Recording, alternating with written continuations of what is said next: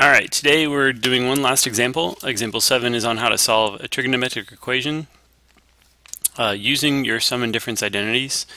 In this equation we have the cosine of pi over 3 plus x plus the cosine of pi over 3 minus x is equal to 1/2, and we're only solving over the interval from 0 to 2 pi, not including the 2 pi. So you'll notice that we have two sum identities to combine. Well, actually one sum identity and one difference identity. Remember, we look at the sign that's inside our function. So pi over 3 plus x, that's a sum identity. Pi over 3 minus x, that's a difference identity. So if I look up my sum identity for cosine of alpha plus beta, remember alpha is going to equal the first term, which is pi over 3. Beta is going to equal the second term, which is x. I can rewrite cosine as the cosine of alpha times the cosine of beta minus the sine of alpha times the sine of beta. Alright, so alpha was pi over 3, so this becomes the cosine of pi over 3 times the cosine. Beta was x minus the sine of pi over 3 times the sine of x. So that was our first sum identity, and now we're going to have to use a difference identity to simplify this one. So we're adding, and in this part of the equation alpha is still pi over 3 and beta is still x, but we're going to be subtracting this time, so my equation is a little bit different. This is going to be cosine of pi over 3 times cosine of x. But instead of subtracting, we're going to add, plus sine of pi over 3 times the sine of x. And I'm just going to carry that down here.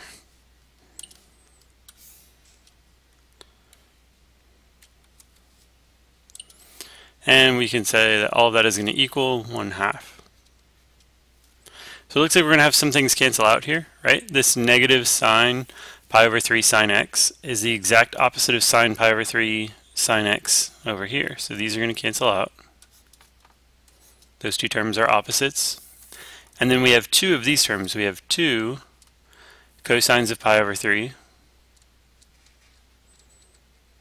times the cosine of x, and that's equal to 1/2. So all I did was I combined these two terms. The cosine of pi over 3, if we look on our unit circle, cosine of pi over 3 is 1/2. So this becomes 2 times 1/2 the cosine of x equals 1/2. 2 times 1/2 is just 1, so this is just looking for where cosine of x is equal to 1/2. So now this is like the equations we've been doing. We're looking to find x, so we'll take the inverse cosine of 1/2, basically look around our unit circle for a ratio of 1/2 and see which angles correspond to that cosine ratio. So if you look around the unit circle, where is cosine positive 1/2? That would be at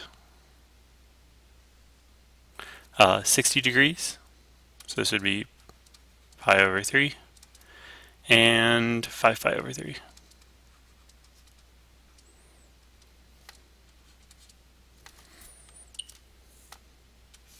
Make sure you give all solutions between 0 and 2 pi.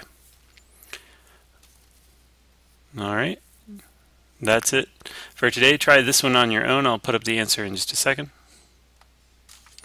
Okay, see how you did? I went ahead and did the identities right here for cosine of x plus pi. Using my sum identity for cosine, that gives me cosine x cosine pi minus sine x sine pi. And then we're subtracting, and because I'm subtracting this whole quantity, I put parentheses around my identity to make sure that I didn't forget to distribute the subtraction.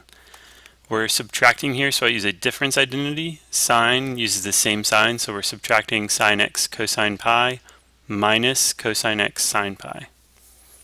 And so now we need to solve, so let's see which terms we can combine. If I distribute this subtraction, I'm going to get minus sine x cosine pi and plus cosine x sine pi.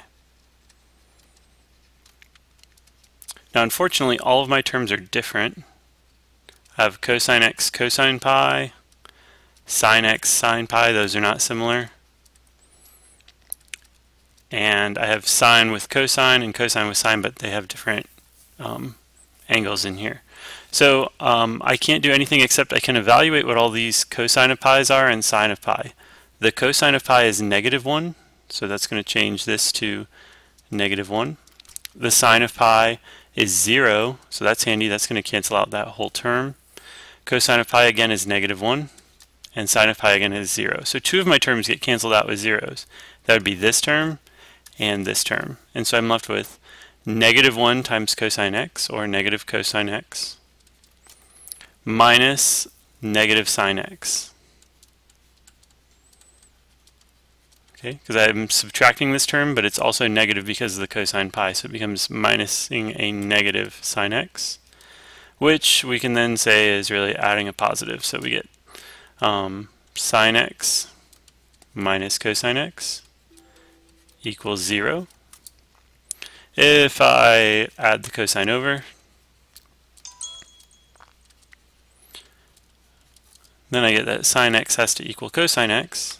And this is like the trig equations we've been working on. We can square both sides to solve this. And when you square both sides, remember that you get extraneous solutions. So I'm going to have to check my answers at the end. So I'm just making that as a note. And now that I've squared both sides, I need to change one of these into the other using my Pythagorean identity. So I'll just change cosine into sine. So I'll leave this as sine squared x, and I'll change cosine squared x to equal 1 minus sine squared x. There's nothing to distribute, so I can drop the parentheses. I can add the sine squared x over and subtract the 1.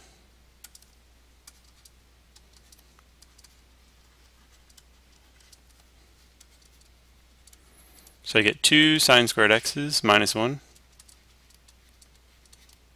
is equal to 0.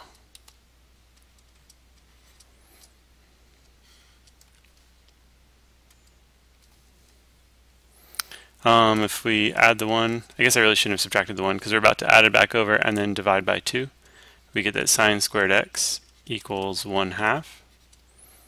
And when we square root both sides, we get that sine of x is equal to plus or minus the square root of 2 over 2 when you rationalize. And so those are pretty easy to find around the unit circle.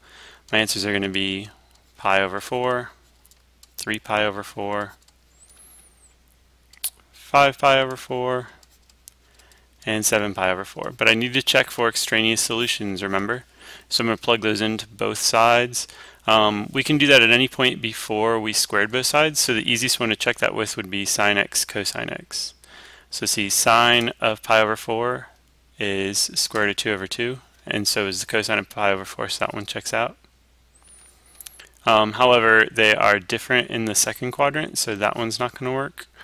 They're the same in the third quadrant, so 5 pi over 4 works, but they're different in the fourth quadrant, so 7 pi over 4 does not work. So your only two solutions are pi over 4 and 5 pi over 4. And that's it for solving equations using sum or difference identities.